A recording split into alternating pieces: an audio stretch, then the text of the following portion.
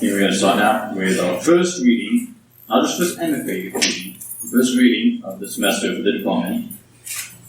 And in this first reading, you guys are lucky enough to have 4 different readers, including prose writer Marie Burns, to be introduced by Natasha Ali, prose writer Greg Havrilak, to be introduced by myself, Ahmad Aljawad, poet DJ Lombardo, to be introduced by Misael Osorio-Conde, who also happens to be our 4th reader. Poet Misael Osorio-Conde will be introduced by Rebecca Gearhart.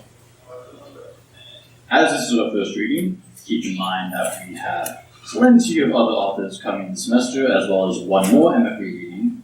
And if you guys want to keep up to date on that, be sure to follow the department's social media on Twitter, Facebook, and Instagram. And right before we begin, thank you to the Art, History, and Design Gallery for allowing us to use the space outside of the gallery. And we can start.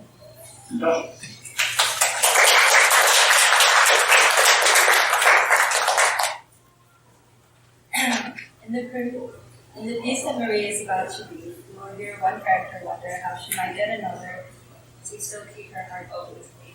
The sense of yearning to relate and to connect, crackles their defiance, and has cropped up in most of the other stories of Marie's that I have read as well, where it is always communicated elegantly, honestly, and persuasively. Marie's stories are found with elegant constructions in Jeddah, closing parks, and traffic waters, and paragraphs like, the people in the hallway listened in, their ears trained against the closed door. They also wanted to speak their names, hear themselves pronounce each syllable with ease and perfect ordinariness. But when they turned towards each other, they couldn't seem to know where to start. Marie does know where to start, and that is why her stories that often employ whimsical images, especially themes, with beautiful scripts, consider wider and more philosophical questions of identity, place, and self-perception. One of these stories, Packing Quality, was published in the River Book Review, SNUE's Civil Literary Journal, and others were on Sections and Poet, and other journals and magazines publications. Without further ado, I'm asked the writer for the project.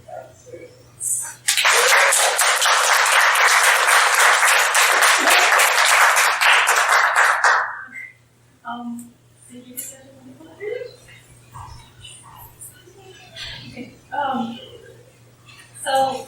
Just to get started, my piece is a story that I guess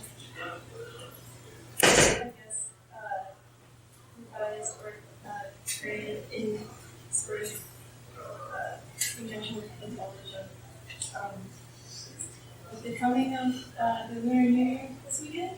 So I just wanted to, I guess, say a little bit about, I have a reference to the Yellow Emperor in here, which is basically this legendary Chinese soccer hero. So just a really big, I guess, Chinese mythology, so it's very shows up. Before you get started, I wonder if you could fix the mic. Is everybody here okay, or it's a little soft? It might just be the angle. Mic check? Is it just an angle? Yeah, because when you're speaking into it, it's fine. Yeah. But if you prefer not to do that, maybe You don't have to speak into it at all. Hello. Okay. Alright, so it's called Air Defiance. that's great. The shaking came quietly. From a distance, the air ruptured and little tremors shook the floating park. Dim shades of green rippled, stretched, and spiked the still air. Roofs and towers cracked tile against spire, each tier casting tall silhouettes. Beneath housing units, the black streets shuddered and formed from a distance, the pavement blood, dark mirages against the bright clouds. I folded my arms. A massive mass of metal shuffling towards the sun. It looked different the last time I was here. Less shaky. Are you sure? Lily asked. Her backpack fell off one shoulder, and she sat on the ground, staring up. A few wisps of black hair clung to her cheek. Yes, it's all right. We've done this before, remember? With your brother. Family tradition. Beneath the park's monstrous shadow, a large cavity stretched. Dark and depthless, smooth scraps of rock danced on the pit's edge, mirroring their elevated counterparts by each lift and tumble. I couldn't remember what the effect was called. Shared transcendence, distributed movement, some nameless force that gave inanimate material mutual experience, a connected brain, perhaps. I crouched down, feeling the sifting dirt. The trembling stopped, but I still shivered. Cold, cutting. The earth was freezing, and for a moment I thought I saw an eye blink from the soil. But it doesn't look safe, Lily said. I didn't answer.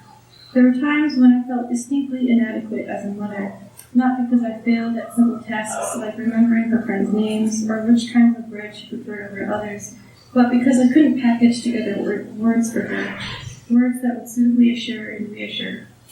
I couldn't lie, and to not lie was an equally burning picture. So now, I said and grabbed her hand. Together, we walked to the left. The ground was slightly damp, and I felt a slow tingling at the base of my neck. I quickened my pace, crouching a bit to accommodate her short legs. Almost there. With a sudden gasp, Lily tripped.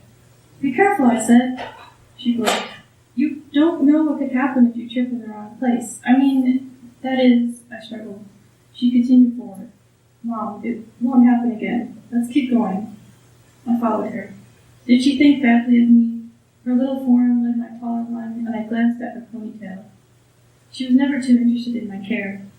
Earlier in the bathroom, she yanked her head out of my hands and ran a comb through her strands, gathering the loose ends in a tail at the back. I was too rough, perhaps. But now she wanted to lead, and I wasn't sure what this meant. Perhaps she understood. After all of my attempts at explaining, surely this meant she knew why we had to let the marks go. The lift refused to start. I pressed my hand on the side, but all that emanated was a faint whirring that buzzed and faded to nothingness. After some thought, I spied a long ladder embedded on its side, reaching upwards along the entirety of the elevator shaft to a dizzying height. Its sides were lined with cracked stone, and I hesitated. It couldn't be helped. Lily, you'll have to stay here. I'll throw them for you. My marks are mine. You told me. I can climb. You think I can't? You're a strong little lady. Don't. You're using that voice again. I sighed. I'll go up. Wait here.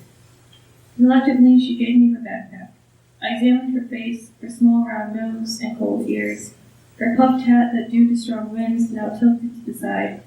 Her face adopted an expression I didn't understand but subconsciously felt, a strangely deep declaration that struck a dreadful familiarity.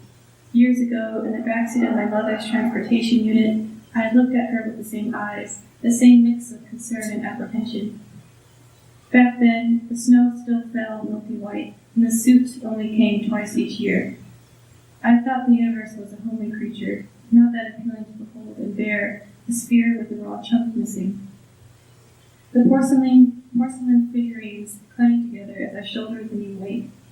It got dark quickly, and my hands rose from rung to rung like automated limbs. I didn't think about my movements, how my fingers grasped the chilly metal and spread as if part of something more than body. There wasn't much room for contemplation, and I had reached a decision long before I started this journey. My breath caught in my throat, but I continued climbing, and a faint, discordant tune rang from the bag. The clay emperor, lamenting his forgotten home. I stopped midway and stared out in the distance. I was high enough to detect the other parts, all bobbing in succession. If I squinted, the swaying bridges connecting them to one another became less of an indistinct line and more of a thick floss, glimmering in the moonlight. Silent, buoyant Terra hovered on invisible strings of air, waiting for a hand to pluck them from their pockets of sky. With one hand, I adjusted my scarf, folding it more closely around my neck. It wasn't too cold yet, but up there it had to be freezing. A slim voice broke through. I started, then held on to the ladder tighter. Mom, the voice called again. I looked down in between my feet. A small shape rose steadily on the rungs, and I gaped. Lily, go back down. I told you to stay put. It's fine, you see? I'm holding on to each step with you, and I have a harness on. Forgot to put the harness on, so I thought Lily, I said. Lily. My terror mixed with anger, and I wasn't sure which emotion was right. Which emotion would grant obedience but still kept her heart open to me? Why couldn't she listen? Why couldn't she follow? Why couldn't she? My stomach cramped and I leaned against the runs, gasping for air. What was the difference between maternal fury and self-loathing? Hadn't I put her in the situation? Hadn't I told her it was safe? I hadn't counted for the lift not to work, but I had still left her on the ground without so much as an explanation. I closed my eyes. Almost there, Mom. Don't worry. I'm not tired. She bit her lip, and more hair escaped from her ponytail. She must have lost her hat on the way up. I laughed, panic bubbling just below the surface. Tears escaped from the corners of my eyes. There was nothing I could do now. No use in stopping. She wouldn't go back. I knew this because I knew myself. Slowly, we moved as one, a jointed caterpillar crawling delicately up to the park's surface. I kept my eyes downward, focusing on her head as I moved upward. I couldn't risk her moving past me to be in front, and I had to keep her in my sights. By the time we made it to the surface, I collapsed on the dirt, shuddering. Do you know what could have happened to you? I asked. She sat down next to me, cast her eyes around the silent buildings. The same as Dad. I sat up, meaning to grab her shoulders, but grabbed a loose pebble on the ground instead, throwing it deep into the dark. Yes. No. Disease took him, but there was still hope. But you would have fallen, and I wouldn't see you again. You would have fallen so far, and your body would have been unsalvageable. There are things about death you shouldn't know yet. You need to listen. She turned away, not answering. I ran a hand through my dark hair. Well, our surroundings were still, surprisingly little to no breeze. Jagged cracks ran through the street, and the sidewalks barely held together, a grisly concrete webbing of ragged rips. Pale moonlight struck the sagging storefronts, deepening the gaps between door frames and crooked concrete. Even the fonts above the shops were beginning to fracture, shriveling at the ends like parched hair. These parks used to be open to the public, I said. Now they're museums. We stood up. Did you used to go to these when you were younger? No, I was too little. They shut down by the time I was older. What would people do here? Mostly shop, sightsee, view the world from above because the world below couldn't sustain them anymore? What do you mean? I don't remember that well, I lied. It was hard to forget the phenomenon, the sudden surrender. With a tug, the soil caved, sucked inward by a giant, undead and seething. Hidden fingers gouged grass, dirt, buildings, bodies of water, each collapsed, crashing with the roar of the resurrected. Floating discs of land thrust upward and floated above the holes as if hanging on a dear memory. There were no casualties, no spilled blood to speak of. The holes only ruined the abandoned parts, the haunted leftovers of crowded countries. Their appearance caused a reconsideration of sorts, an illness that had tangible proof. Now the world had pockets, a strange emphasis on emptiness. All right, it's time. It's as I said before, she nodded. We sat down on the sidewalk, littered with torn plastic cups, ashy napkins, and undecipherable crumbs that moved if I looked too closely. All of the roads were layered with a light scum, the kind of filth that took up residence in a decaying body. The edge was near, but close enough to throw remarks. She dug into her backpack, emptying the Emperor. The yellow-painted ceramic felt smooth and icy. I still don't understand, she said. Will this fill the pits? How? I leaned back. This won't solve the sickness. I'm not sure anything will. No, we're not doing anything special. Just making sure the yellow emperor returns home. He needed help, so I offered to oblige. She scoffed. So it's just a myth. A myth that appeared one night next to your bed, I glanced at her. People had their chance before. To stop the ground from caving. They chose not to. We are choosing to. Lily flipped the figurines in the air, catching them with a balanced hand. She had been practicing for this moment, I realized. The time when she curled the clay into the sky like hardened doves. Maybe she reveled in the tension. This was an instant that would give her hands meaning, and she must have treasured the thought, wondering how it would feel, the heaviness and the absence of density. We fell silent, gazing out. The night air spoke in smooth terms, whirling in my ear and neck. Dark structures huddled behind us, mute buildings that watched as we watched. From up here, the clouds looked young, not quite supple, brimming with smoky loops and curls. One by one, they pushed each other softly, nudging their neighbors into pillowy form. With a sigh, Lily gave a toss. The Emperor spun in the air, and though we peered into the breaking dawn, we couldn't see its falling figure. We couldn't see it steadily drop, then from afar, hurriedly rise. We only saw its golden shape puff into the cloud's whiteness, an assortment of vigorous flesh that sucked the color out of the sky. After a while, I spotted a shining dot that sparkled in the distance and I wrapped my arm around Lily, wondering if I was imagining the tiny pinpricks of yellow. From where I sat, I could see a small flash of scales, the whiplash of a hairy snout, and then the miniature torso of a dragon, swimming against the tide towards the heavens.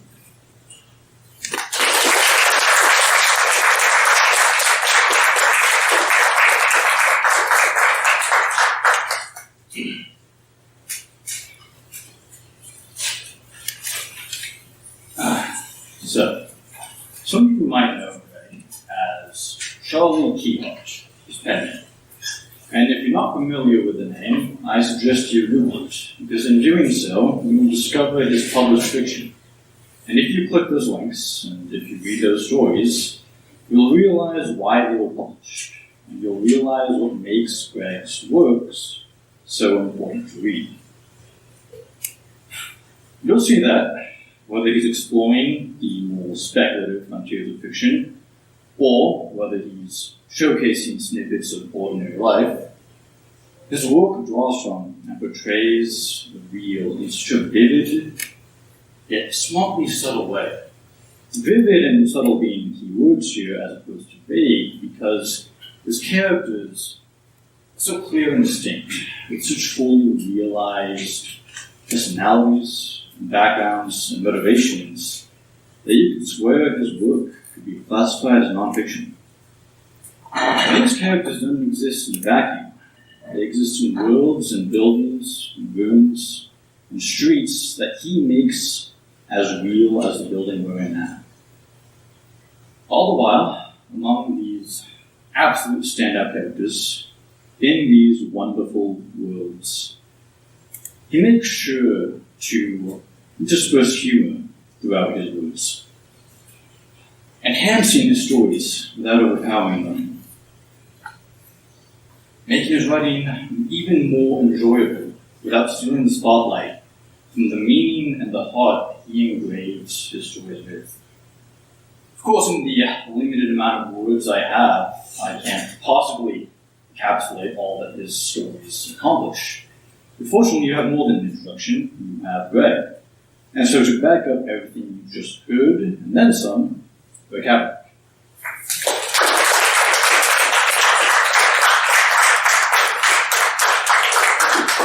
Thanks, Simon. Well, it's downright sweet. So I'm going to read from my first published story. It was originally published in a lovely Irish riddle called The Moth. And they love their poetry and accept email submissions year-round. So poets, you might want to check them out. The editor is Rebecca O'Connor, and I will be eternally grateful to her for putting this in there. The story is called, can you all hear me? The story is called Our First Serial Killer. It was the dog that saved us, though not like you'd expect. Our guy, a relative new, didn't click shut the door behind him after breaking in. He'd later say he wanted easy exit in case the meat talked back. So there we were, Faye, me, and the twins, all hog-tied on the road with bags over our heads. And he's dragging Faye into the kitchen for special attention when Dottie, our Pomeranian, nosed through the door crack and out to the street, where she barked herself hoarse, just yipped her little teats off the angel.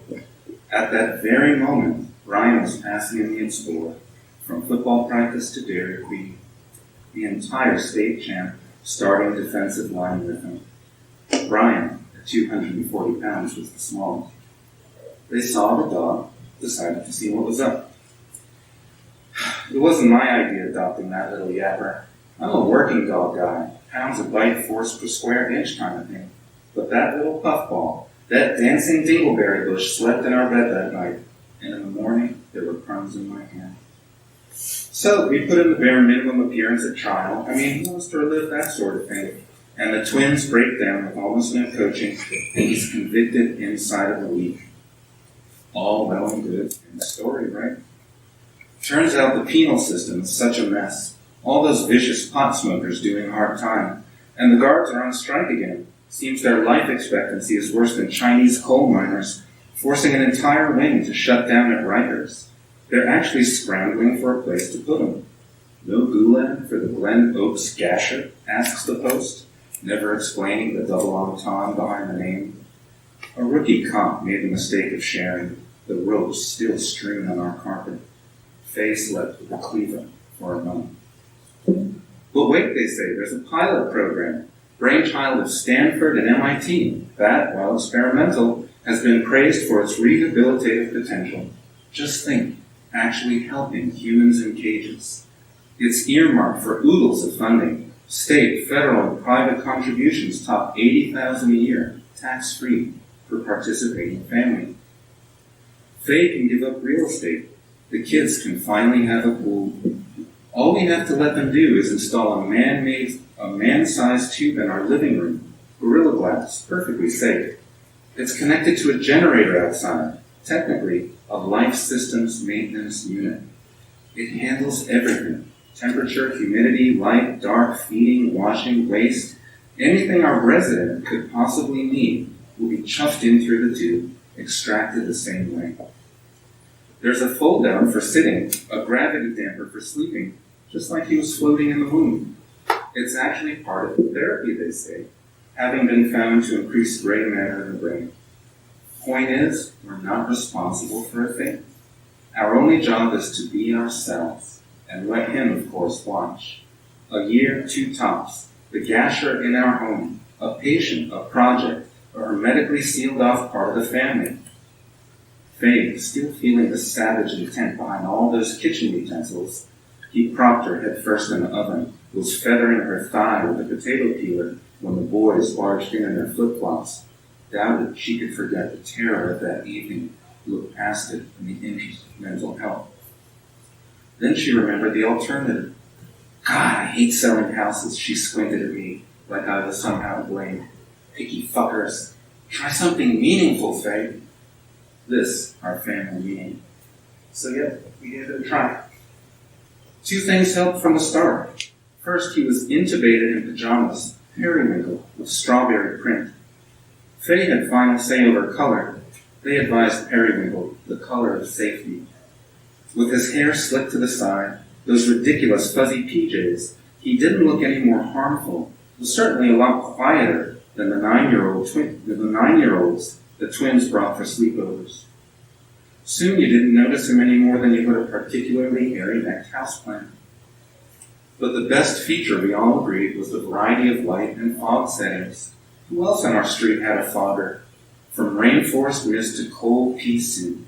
When we needed privacy, to be expected, they said, we could flat out erase him in a soothing swirl of vapor. Hear nothing, see nothing, just a faint luminescence from the tube. Better than a fireplace. The kids had fun with him at first, changing settings on the whim, tapping the tube like he was an exotic fish. But once the novelty wore off, we mostly left him at full viz, which was kind of therapy-wise the point. After months, perhaps years of intubation, he was supposed to de-objectify us, learn to see us empathically as humans. Fat chance, Faye whispered to me on the sofa, the first night when we couldn't bring ourselves to sleep, that long, blind climb up to bed, as if afraid that once our backs were turned, he'd sneak out and start again. You don't have to whisper, I said. He can't hear us. He can lip read, Faye said. Our backs were to him. He's probably not even watching. It's his job, she what an idiot of me. If at any point he refuses to observe us, we can ship him off to solitary. It'll be overcrowding. Solitary had come to mean the opposite. A dozen steaming bodies packed in a cell where anything could, pretty much did happen. Solitary porn was all the rage. Which is a hell of a lot worse than pooping in a vacuum, sleeping on a no-gravity cloud. You think Mr. Strawberry Pants doesn't know that? We looked at each other. We pressed warm hands. Turning, we saw in the dim, sleep-mode glow, more assurance for us than anything, his wide-set eyes full on us. I was about to get up and fog him invisible, when out of nowhere, Faye stuck her hand in my fly. My private popped out like he'd seen it coming all along. I swear I didn't have a clue. But Strawberry Pants couldn't see over the sofa back. We'd rearranged the room so he could watch TV. So eyeing him the whole time, Faye put her tongue in my ear. No question he saw that. He nearly jumped through his pupils.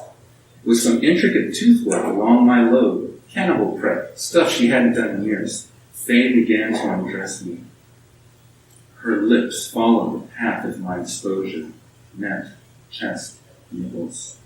We lost ourselves for a steamy moment. God himself could have been in that glass. When we finally looked up, somebody was working a hand down his pants, but the no-access waistband made it impossible. It was the first emotion he'd shown since the day. Not as bad as we'd feared. Pathetic, really. He kept gouging at the skin-tight band, sucking in his gut. He actually managed the tips of his fingers. He looked so hopeful. When there was a great blinding flash, the tube went completely dark, though you could see the fogger had started pea soup mode. There was the faintest smell of sulfur. Of course, we went and checked. When we were sure the tube hadn't shorted out and that Strawberry was okay, you could just see the berries rising through the fog, the quick, shallow breath of a big cat after a tranquilizer. We dragged ourselves to bed. I was still worked up, I admit, but Faye was asleep before her head hit the pillow. I spoon-jabbed her a bit, pawed a hip for leverage, but nothing doing. She was too far gone to even swat me. All the fun had been taken out of it, I guess. You know how these things go. Anything becomes routine. Soon there's a weird reciprocity. We learn which TV shows are his favorites: Crocodile Hunter, Final Season, and Gilmore Girls on mute. Also which foods it upsets him to see us eat. Faye's stuffed shells nearly set him off. We had to give up taco night, too. He learns the intricacies of our many schedules: school and taekwondo, the office and showings, football, sleepovers, dinner parties. When I can't find the keys, he waves and points. When Faye's cell needs charging, he lines the plug-in, does the thumb pinky stretch at his ear. How he knows, we have no idea. It's actually kind of cute, Faye admits. Our dinner parties, never more popular, start with a cautious cluster at the tube. As the booze flows, the cluster builds until the whole room revolves around our resident. Strawberry, as Faye predicted, has learned to lip read fluently. We are not so fortunate. So on our 12-week feedback form, accessed through a secure government website, we request that an intercom be added, something to facilitate conversation. Next day, we get the conference call. Palo Alto. Some of the psychs are completely on our side, have been so from day one. Others, not so much. Ultimately, it's our safety at issue. You'd be surprised how easily that's compromised. To illustrate, one says, remember Hannibal Lecter? What he did to Niggs? There's a pause. You can feel the conference heads nodding. A few months ago, I would have agreed. Now I'm not so sure. The guy eats baby food, Christ's sake, sucks it out of the tube. He helps the twins with fractions, bows when we say grace. Give them crayons, at least. By the week's end, the tube chuffs in a present, wrapped in a red sugar ribbon. He eats it. Strawberry has a blackberry. You know you're on the right path in life when change casts doubt on your past. When, recent developments considered, you can't imagine living like you did, and going back would be unthinkable. We were at that point in the experiment. The kids had their pool, Faye had her sabbatical, I had a shiny new BMW, which would not, under any circumstances, accommodate the state champ starting D line. At the half-year assessment, they all fly in: California, Boston, and even Washington. It's a regular fit. Congratulations, they say. Our resident has lasted longer than any so far. We're surprised. It took some getting used to, sure, but mostly it's been a cakewalk. So much of the therapy hinges on placement, they say. They're still working out the dynamics, but they hope to improve using us as a model, protocol for future matches. There are handshakes and tube pats all around. They take us to an Argentinian steakhouse way out on Queens Boulevard, while assistants hang back to interview Strawberry. He waves at us when we're milling out, and his smile sets our mood on jubilant. Serial killer? Him? To quote Faye, fat chance. We're all thinking it, you can tell. With soccer greeting the steakhouse's many screens, we spear slabs of carbonate beef and mix beer and wine like there's no tomorrow. And in fact, it turns out there isn't. Next day, I get a call at the office. A senior psych on the Stanford team has a delicate matter to broach. Have I considered that Faye might not have recovered from the terror of the day? Before I can speak, he asks if I know what she's been doing since she quit showing. Why, I blurt, and my secretary stops typing. Mr. De Benedetto, Strawberry Pants, has requested a transfer to solitary confinement for the duration of his sentence. What? I say. That's 3 life terms with no parole. Why? But you can tell the guy has gravitas because, ignoring my outburst, he comes right out and says it. It seems your wife has been torturing him on an almost daily basis. Now put yourself in my place. You were blackjacked at the back of the skull, rolled in twine like a chicken Kiev, a bag snaked over your head, the drawstring allowing the merest wisp of air, your wife and twin slow suffocating beside you, whimpering for you to defy the law of physics in superhero time, save them somehow, when this whack job with Adam's apple stubble starts dragging Faye by her fear-stained pits into a Williams and Sonoma dream kitchen, hardly used, where he lays out his tools, your stainless steel chefware, describing how he'll use each piece, how the kitchen factored as much in the selection as she. When your teenage Hulk of a firstborn son makes a chance appearance with his glandular teammates who wrestle him down, nearly snapping him in the process, but fortunately for the experiment and your savings account not, and now he's in the king of all snow globes, bullet, sound, and evidently sex-proof, yet your 5'5", 130-pound wife is somehow torturing him. It occurs in some misty pea soup region of your mind that Faye has lost a good 10 since the whole thing started. Show me, I say, proud to have kept it at that. I want to see what she's doing. And if all you have is his word for it, you'll need to see it too. Let's confirm this one way or the other. And they do. They add a real tranquilizer to Strawberry's med feed. All along they've been priming pregenital ego stages with various testosterone depressants to better rewire the brain, they say. And secondarily, they don't mind admitting, to stifle the handsies. So while we're out seeing Hamilton, orchestra right, compliments of the team, and Strawberry bobs asleep in his tube, the techs install micro cameras, hidden at key points in the living room. I keep this from the rest of the family. The senior psych advises waiting a while. Play it cool. Keep it out of mind if you can. But I can't. To my and his surprise, confirmation is instantaneous. Next morning, I get the call. We've got it, he says. Better come quick. Thank you. Thank you.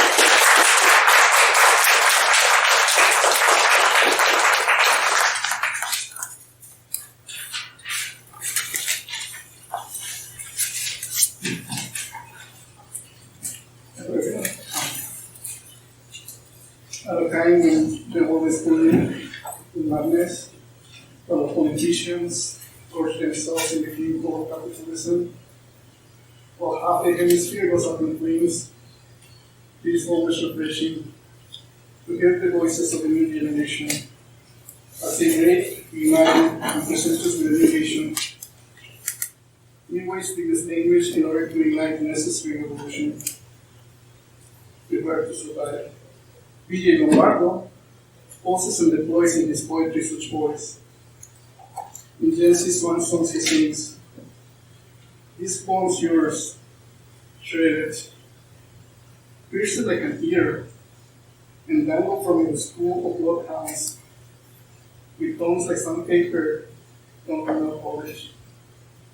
Again, in a walk of madness, he returns us to another madness, that elemental madness of language with liberation and precision that is both disarming and purging. He makes of poetry a consecrated body to be consumed, to be inhaled, but above all to be shared in order to renew the human spirit. Vicky was born and raised in northern New Jersey to a blue-collar American family that inculcated in him a sense of unity, community building, and the importance of taking care of the space that community inhabits. Now, this rural background was conducive to developing these values. The conservative elements made him feel as an outsider. However, this alienation was very instrumental in his formative years, as he learned to be comfortable being different. Perhaps this explains the surreal and psychedelic settings of his poems, which ground the reader in a comforting but disjointing atmosphere. He remembers first becoming aware of classification as a defining moment of his poetic vocation. First, because it informed and reaffirmed his status as an outsider, and second, because he made him realize how class touches individuals at a psychological level, and the way such touch can be used as an engine for objectivity. The disillusionment he experienced in a community that valued immunity, while embracing classification, however, had a positive trait, as it helped him realize the power of language to connect and break through that stratification. His predilection for neologisms and unexpected line breaks being into sharp relief those contesting forces, materializing in language, unity, and distance. P.J. cites Sylvia Plath in a specific poem, Lady Lazarus, as influential to his vocation. He mentions the power, which he characterizes as venomous, as an aspect of Plath's poetry that he tries to emulate. However, it is to the musical aesthetic of the poem genre that he feels more aligned to. The sharp breaks and visual iconography tangible in his work as you will presently hear. From David Johnston, he takes what terms the manic necessity to being really outside. As an NFA candidate, he serves as a research assistant for action books, managing social media promotions, and getting a deeper insight into the translation aspect of profession. As an undergraduate, he self-published the chapbooks Sarama and Refuge. More recently, however, his work is upcoming in Greenpop Press and Brooklyn Magazine. It is an honor to present to you the Media Madness of the 20 days.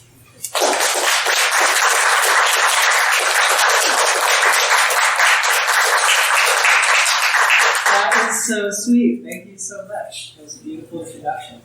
So, as Misael referenced in his introduction, I'm going to be reading from Gen Z Swan Songs. Thank you guys all for coming today. It's so nice. I haven't read poetry in front of people like this for a long time. So, I'm glad you guys are here.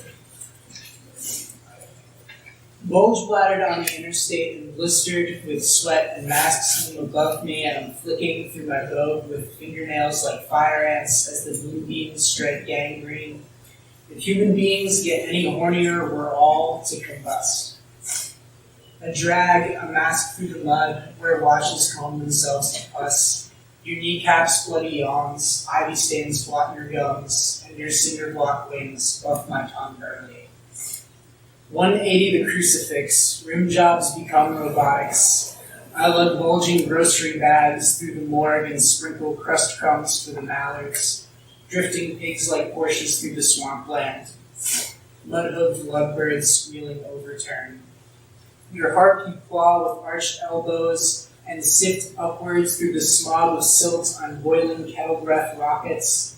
Your heart's a stuffed bare face, blank as a rubber room, etched full of chalk names. Feels so clean like a money machine. Feels so clean like feels so. Sugar clusters ring the skyline in cured purple courts and singe UV sobs down your back's bare. I'd like to be a bacterium and a gut fuming a gut iridescent. Pinball glides its chloric acid at powerful oxidation through the bleeding parlor. An angel with many teeth jammed into her grill coos your name. I wanted to get famous when I was a kid, so I got famous when I was a kid. Now everything's dandy-eyed, shaky, hazy, with twice folded hands. Pinball, oh Lord, it sucked our eyes wet, boiling in the parlor, boiling against that asinine damp canvas reek, with the love of a spiked tire, while an angel with many fingers grinds my face across wire-barbed blankets. I think I'm gonna combust. I think I ought to cuss down that moon. My body hoist your pixelated rot above my shoulders. Sweet, sweet, you sing the cracked lips of many corpses, swampy blue trickles pour from them, horny as a river, smooth faced with drool, slick as your infested gums, which are bulging with beetles, which are bulging with the heft of coffins. Cop Brain wants to fuck with me, but I don't have the time. I'm so clockless bounding, rubber's my cartoon surfboard. The bomb show catches gasps, haven't you heard, sweet, sweet, the scorch of a warehouse in nitroglycerin's embrace. Rise, rise, new moon, pepper the nuke caves with your soaked tears, a brightly blaring crack house, with the sheen of insulin twice as sweet. Bliss of snowstorm, piled high as piles high, I bob for chocolates in your moat. Feels so clean like a money machine. Fumes drip from my neon antlers. That America ought to piss off. I've no queries now for that bear trap. I've no longer any tail to snare. Once I hit my tongue now, everything's bliss-stormed, so I holler and galvanize wildfires. Click-clack foul ball strings its breeze like an arched katana. Stitches like teeth through horizon's gauze. So prance like you gold-struck, cause soon this breath will topple, haven't you heard? Pack up a peppermint lung and squeal, and the infernal tongue of pink-eyed horny hedgehogs. Wielders of the whisk unite. Tell that wrinkle mouth to trap shut. Sun shower comes in curtains of flora to cure the tomatoes and paste the graves creepy. One last breath for those suntan hookers, and a loot mob and a face tag for that ATM in the sun-bathed sky. A lake awaits its pebble skip, like you await your new carriage. Nostalgia no more. I'm bored of stump squatting with palmfuls of quaaludes and sullen yongs. Trace my nose crook into the sands, peel the dead skin till it's sleek. No, sleeker. Call it ataraxia. Ataraxia, I want to float across you like a Ferris wheel across a bog, or a toe across the tongue of the Pacific.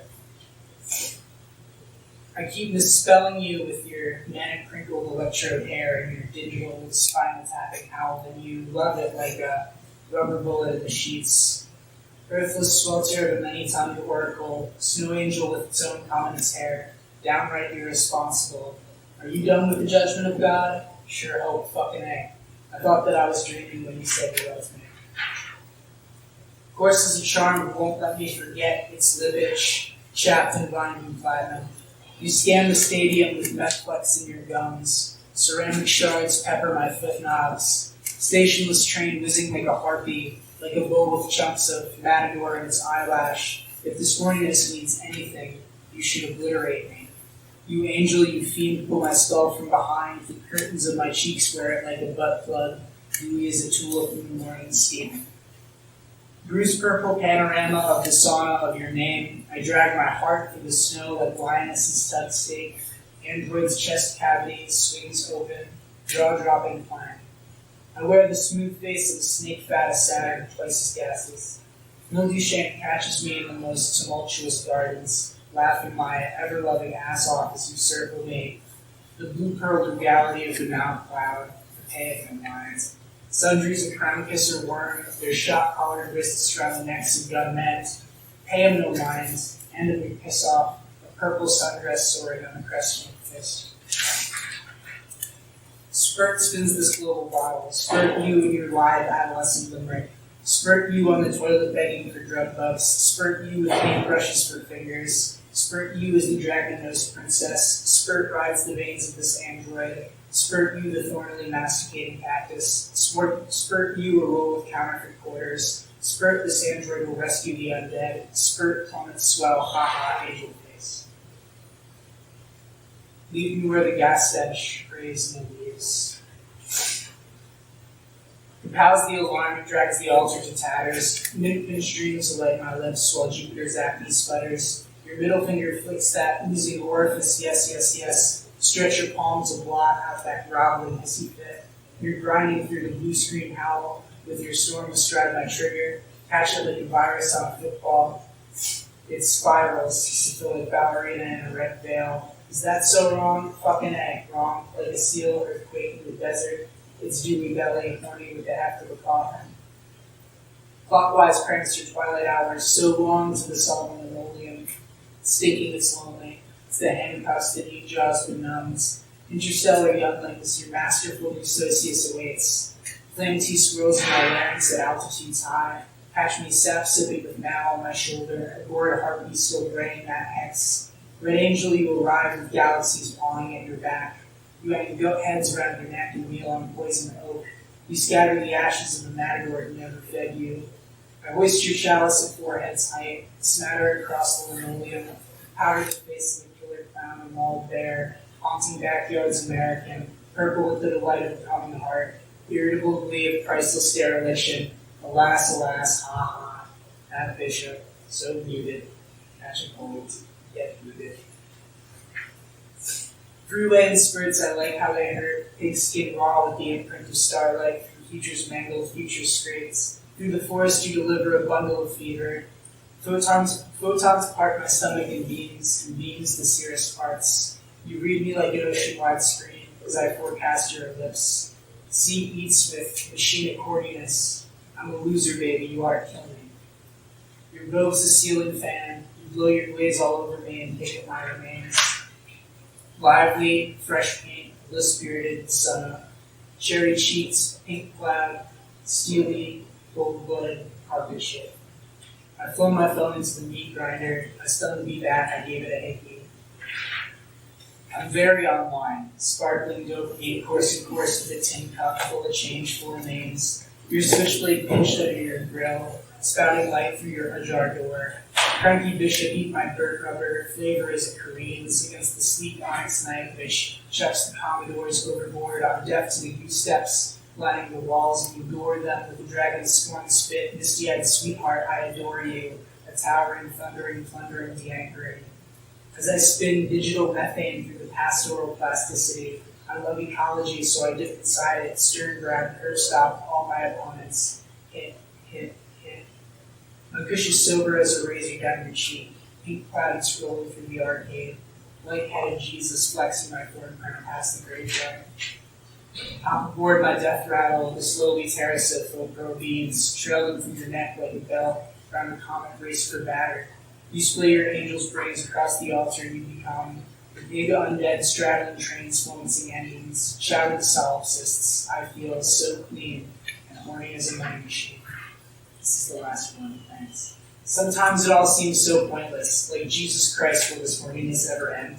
I imagine the Earth's crust splitting into a chapped chasm and gulping down cars like fleas. Nevertheless, the butter hoops will churn in the wake of God's departure, masticating viciously. Viciousness remains underrated, despite all evidence to the contrary. Many children have grown old with such devotions on their minds, but still the wheel oscillates and whirs in the mystic martyrdom. You have nearly forgotten breath. I love you forever for that. In a sense, there's nothing anyone can do to stop it. That aimless bacterium floating in the methylene stardust, that painter with her brush bristles up her gold mine nose. Nodding off in the planetarium, I see you dash through the cosmos. Riddle me this, you plump goblin. How come my cell phone shatters when you're near? Maybe it is something to do with the weight of spittle in a short-circuiting faucet's neck. Or maybe a siege of coal miners is storming the schoolhouse, shitting on the desks willing of anyone willing to listen. Either way, this poem's done for. I can feel it withering in my palm like a rubber-bound lobster. Sometimes I stretch my toes to my foot cramps, and sometimes I just smoke and when there's no pain and nothing changes. But no matter what, I want you to hear me love you. No matter what, I'll pound your pavement till my knuckles are caked in sweet, sweet sap, the porridge of contemporary America, the merry chase you spent millennia pleading for on your horny hands and knees. Thanks.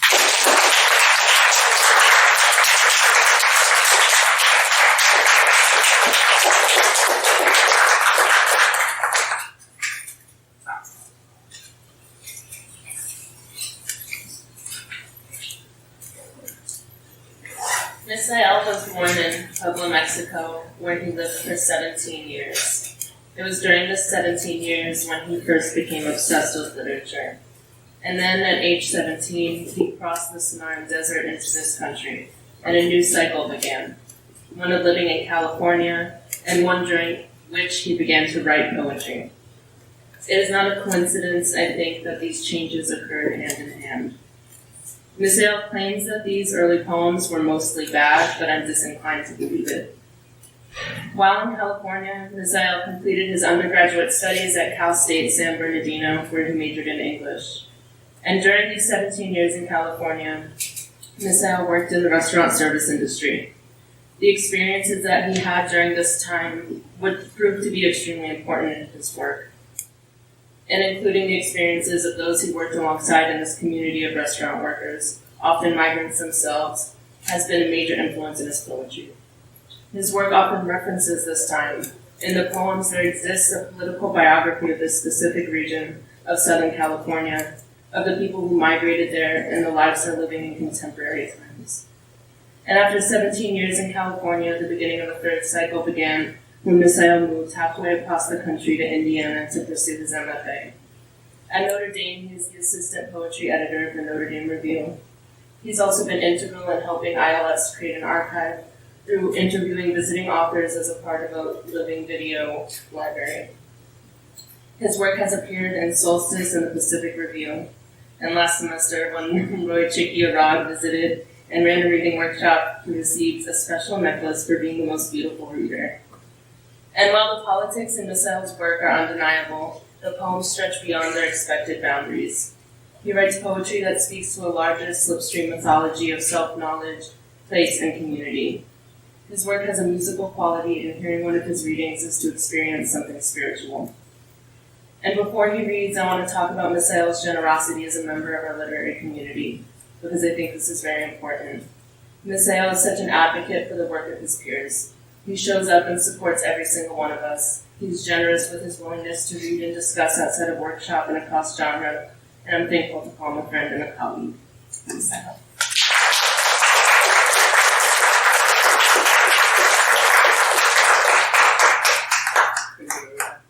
Thank you everyone for trying to show up to this reading.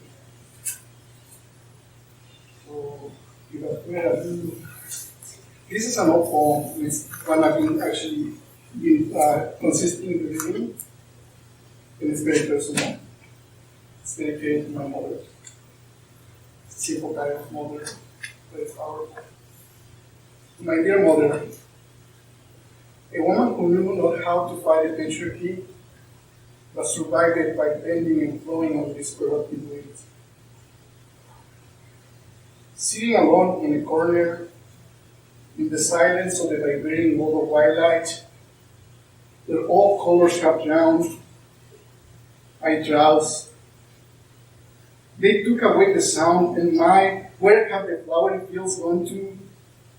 And now, before we forget how to, or why we must struggle to acquire the means to our salvation, let us remember that this song is about forgetting that what we wanted was imagination, not protection, but the freedom to escape, and a significant distance from the trap of good intentions. To place the door where there had previously been none, and walking out, leave behind the legacy of paradoxes, family values, moral principles, judgmental in-laws, legal procedure, and medical authority. And so I married an able-bodied man, but only because it was absolutely necessary, because you see, I was sick, I am sick, and it is insisted upon that I give up all notion of motion. The marriage contract stipulates it so, that included but not limited to my property, my body and soul were legally transferred from a man to another man. And so again, I have no choice but to look for and procure to furnish a way out. But I worry much about this construction. And besides, heights are easily terrifying. There is a shell left on the deserted shores of my feeble mind. It whispers, I am therefore a man with voice of many abuse, and broken branches, bending under the weight of the torrential storms of affection and sensible care. Before I forget how to hear, and whatever the meaning of such words might be, I must get started on my writing again. This is the reviewer stuff. What we working on this last year. When we were left behind, we had to leave too. Because I've read more don't mean that I've found friends or peace of mind. Don't be so sad. Don't be so guilty to come from public places of modern vapor. It's only paper sheets we insist on missing. Because I worked and I couldn't breathe, and I said, "But I can't go on like this. Like this silence makes us stronger. I don't want to do this anymore like we have years to throw to the dogs. I don't want to feel anymore like crying because a line frightened me, because an lecture made me question your promises. But you never thought I'd make it. You never thought I'd make the movie. Forget that, never thought I'd make it at all. But now I take yours like it was no offer, no questions asked, offer nothing in return. Like it was, since my handshake used to stick to anything material, I've taken this word for granted as if breathing. I've taken your words in vain. I've sinned against your exalted dream. Had you hung by your feet from barbed wire of the great wire fence, you dare crawl under, running away from a melted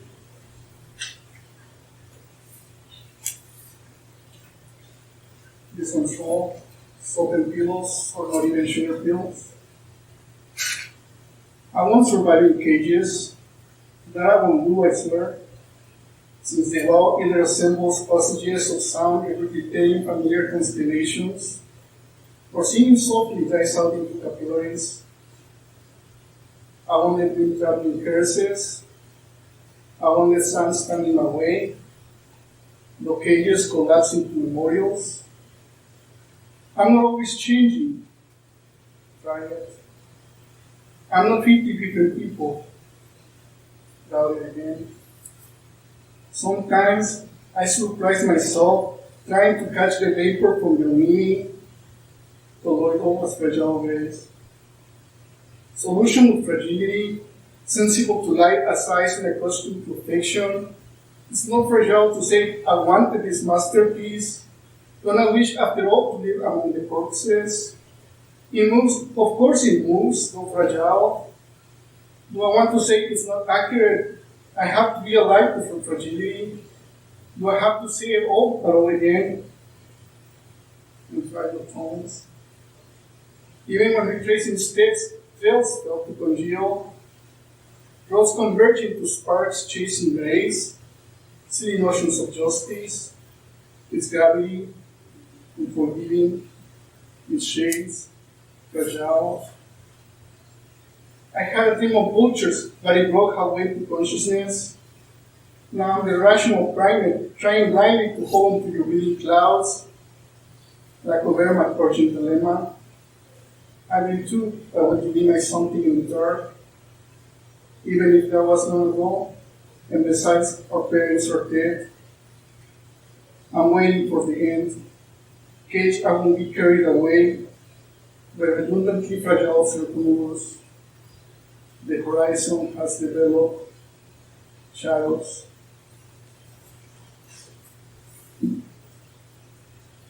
Poem for consecration. The devil you know inside always mores under its bread.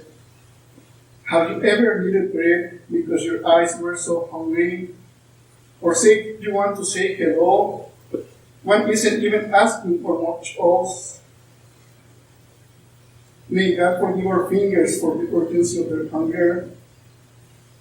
So from where a little light could be seen, it could be seen your helpless corpse buried there with the bones of other two-legged creatures. All is there in the pitch, the feathers, claws, the bones, scales.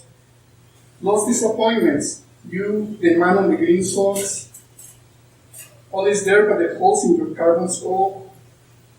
If one commits to destruction, it could be your masterpiece. Or as if to say that if one were to commit to anything specific, even destruction could be satisfying. But one is always distracted by random desires.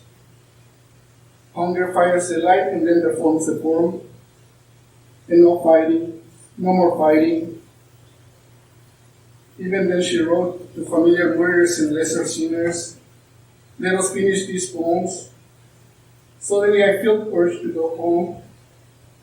Later on we will walk any distance, so we don't need measurements of proximity.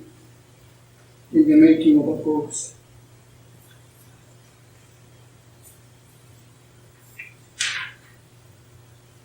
Of water, hunger, and other corpses, not equal in their echoing, silences, steps, questions striding, over a bed of dead and dying mindfulness, murmur. Dear heart, I know you flutter, I know you wince, but there's no need to anymore. I do not want to be destroyed by misplaced hunger references. I know how to keep my mouth shut, even when I'm told Miss is going to be the first to die. And though that is a comforting idea, at times I worry the opposite could be more likely, because I know how I felt to John one fine morning, that irrigation beach, and it is now embarrassing to be here pleased with myself, talking about the dream of swans disguised as snowflakes. Don't you dare gesture me, says the bowl. Comes down to numbers, a reply. There's more to it, however. For instance, when Grandpa Carlos was killed, how his body delivered in the stomach plan, first the head wrapped in newspapers, then his half-chewed liver splattered on the lobby walls, lingered, glow, then escaped like a helium balloon. His heart delivered a month later, shriveled in a tiny handkerchief, had a scent of orange peels. Then again, it is a trust. I know I'm not equal to it, but I'm trying to, at least not disappoint. It's not just a question that I can answer. When you look at me, I want to know. This was the last one. Thank you for the patience. And I have to borrow a title because I don't have a title for this one yet, but I call it Divino. It's very experimental and we'll see where it goes. Y resulta que no sé how to follow arguments porque sabes que he perdido pieces of my tongue en el mucho, in the little things to say, y en el momento de asking, ¿tú vas here?